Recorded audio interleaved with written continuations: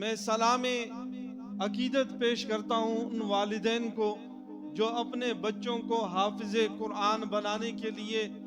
اور عالم دین بنانے کے لیے مدارس میں وہ بھجوا دیتے ہیں۔ اب ان کے لیے کیا اعزاز ہوگا؟ فرماتے ہیں کہ من قرأ القرآن وعمل بما فیہ، جس نے قرآن مجید فرقان حمید کو پڑھا اور اس پر عمل کیا، البس والداہ تاجا یوم القیامت۔ اب دیکھیں، صرف اس بچے کے لیے اعزاز نہیں ہے، اس بچے کے لیے اکرام نہیں ہے،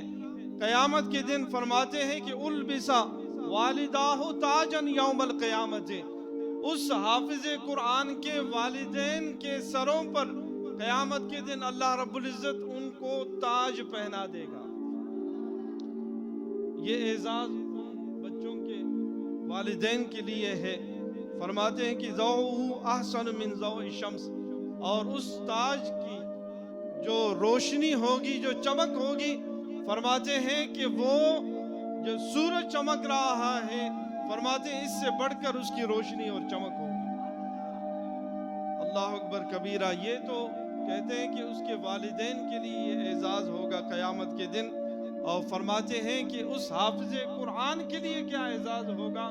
وہ آپ نے حدیث مبارک میں سماعت کی۔ حضرت سعد بن ابی وقاص رضی اللہ تعالی عنہ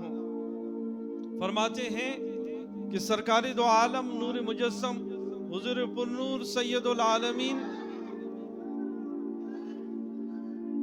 مجھے ہاتھ سے پکڑا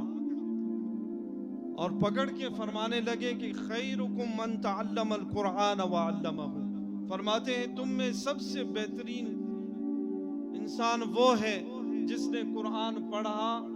خود سیکھا اور پھر آگے اس نے سکھایا۔ اور اس کے بعد فرماتے ہیں میرے ہاتھ کو پکڑ کے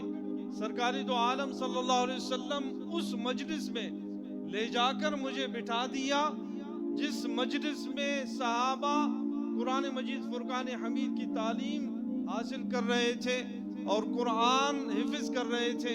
سرکاری دو عالم صلی اللہ علیہ وسلم نے مجھے اس مجلس میں لے جا کر بٹھا دیا۔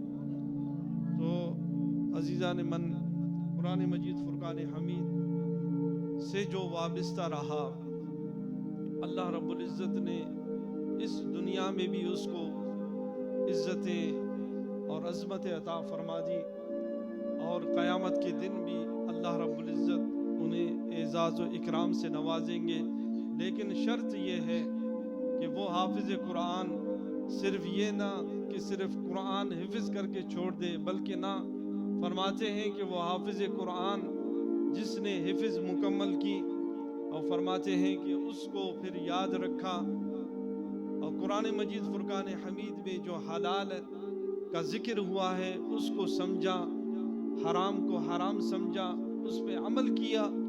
اللہ رب العزت انہیں یہ اعزاز و اکرام سے نوازیں گے۔